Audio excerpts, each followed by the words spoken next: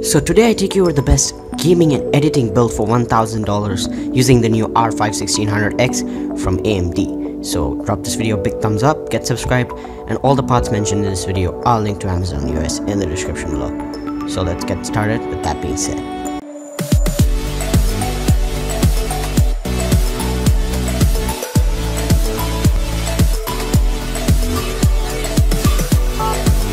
Hey, what's up guys, this is Yusuf here from TechDroids and welcome back to a brand new video on the channel. And today I take you over the best $1,000 gaming PC build you can do with the new Ryzen 5 1600X, and this is also a really good editing build.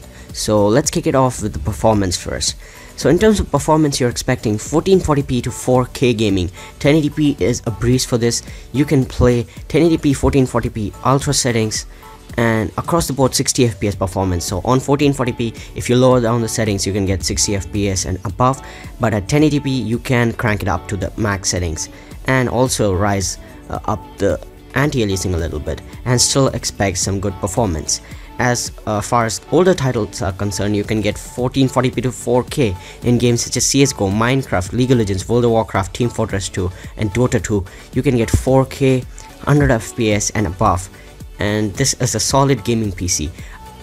Alongside that, this is a really good editing PC, as the Ryzen 5 chips are really good at multi-threaded performance. Our CPU in this case has 12 threads, so multi-threaded tasks such as video editing, rendering, photo editing, and all that stuff like live streaming, which require a lot of power, a lot of cores, and a lot of threads, will work really good. You can also overclock this and get some even more performance out of this PC. So it's a really good PC for the price, and all the parts mentioned in this video will be linked in the linked to Amazon US in the description below, and those are all affiliate links. So if you buy from my links, it helps the channel out. So if you want to support the channel, just buy from those links. And let's kick it off with the parts. So for the CPU, I have the AMD Ryzen R5 1600X. So this is a 6-core processor with 12 threads, which is overclockable, and it comes out of the box with a 3.6 GHz base frequency. It retails for $249 and does not come with a cooler. This is supporting overclocking and AMD's precision boost technology as well. So if you can overclock this to 4 GHz with some decent air cooling, this is a beast. For $249, 12 threads, so multi-threaded tasks just fly through, like editing and stuff, and single core performance is also pretty respectable, and this comes equivalent to the i5 7600K. So next, as it doesn't have a cooler, for the cooler we have the Cooler Master Hyper 212 Evo. It comes with 4 heat pipes and retails for $25, and this should offer some decent overclocking. At even 4 GHz, you should have really less temperatures, really low temperatures, as well as noise is also not to factor in this. So the Cooler Master Hyper 212 Evo is silent as well as performs well under overclocking loads as well. For only $25, that's not a lot of premium to pay for the performance you'll get. For the motherboard, I have the Gigabyte GA B350M D3H. It's a two-way crossfire support motherboard, so you can have 2 AMD GPUs in the future if you want to. It supports crossfire, as well as it comes with some load of features such as HDMI, DisplayPort, M.2 slot, USB 3.1 Type A, and also supports DDR4 RAM up to 32 GB. For only $89, you're getting a lot of performance, and this motherboard should be a champ in this PC.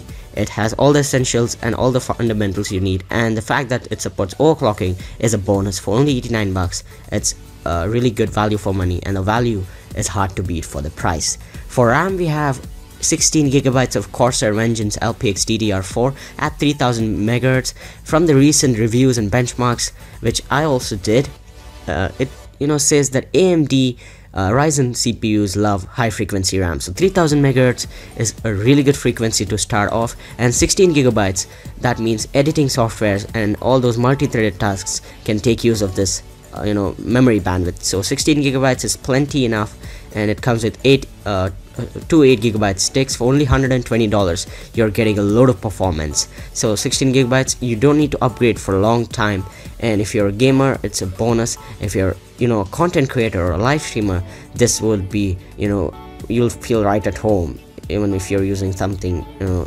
powerful in the past. 16 GB is plenty enough for gaming and editing in 2017.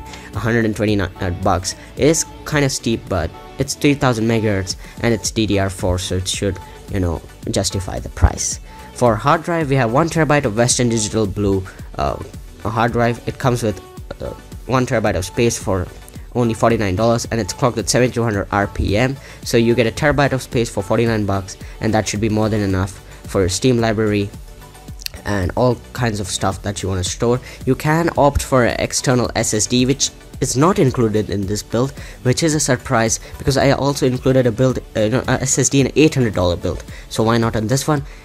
You'll get your answer to that later on in this build. But Kingston SSD now V300, 120 gigabyte SSD is recommended. For only 63 bucks you'll get a slight performance increase and a reduction in your boot time. So 2017 SSD is necessary, but if you want to, you can, but it's not included in this build. For powering the whole build, we have the EVGA 700 watt 80 plus bronze certified. For only 60 bucks you get 3 years of warranty and a 700 watt power supply that's 80 plus certified. That means it runs above 80% efficiency at all times, and that's guaranteed by external organization, and it's 80 plus bronze certified. And this is a really good power supply. You have a lot of upgrade room, and 700 watts should be kind of overkill for this build, as it does not require all the power in this power supply. But if you want to upgrade in the future to a better graphics card, a better CPU, better storage, RAM, all that can be done without hesitating and without changing the power supply. For the GPU and the answer to why it didn't include the SSD in this build, we have gone with the EVGA GeForce GTX 1070 Super Clocked Edition. This is the black edition, which comes with ACX 3.0 cooling, so you can play for longer times and the GPU stays cool. It's a dual fan design. It comes with 8 gigabytes of GDDR5 memory, clocked at 1544 megahertz, 1594 megahertz on the base and 1784 on the boost. For $374 you're getting LED lighting, DirectX 12 support, VR support, and it comes with 3 display ports, 1 HDMI and 1 DVI. And a 1070 guys can increase the performance in editing and gaming by a mile. So first I had included SSD in this build, but then I got a comment from a subscriber and which said that a few seconds of boot time increase or a few seconds of app time reduction doesn't mean anything if you have a weak GPU. So 1070 for this build should be overkill, and it should be really good and should perform really well for gaming and editing for $1000. And this GPU retails for $374 and should justify not including a SSD in this build. But a SSD can be included for only 63 bucks, and you'll still get the best performance you can.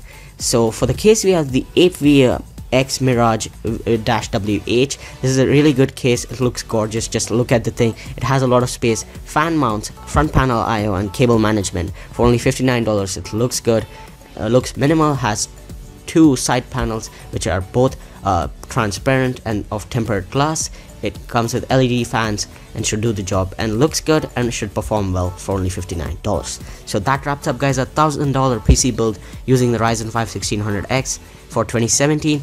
This PC should last you long and has a lot of upgrade room. You can add all the stuff you want, all the things that you want in the future. And that should wrap it up. If you enjoyed this video, give this video a massive thumbs up, get subscribed to TechDroids, and comment down below if you're building this or not.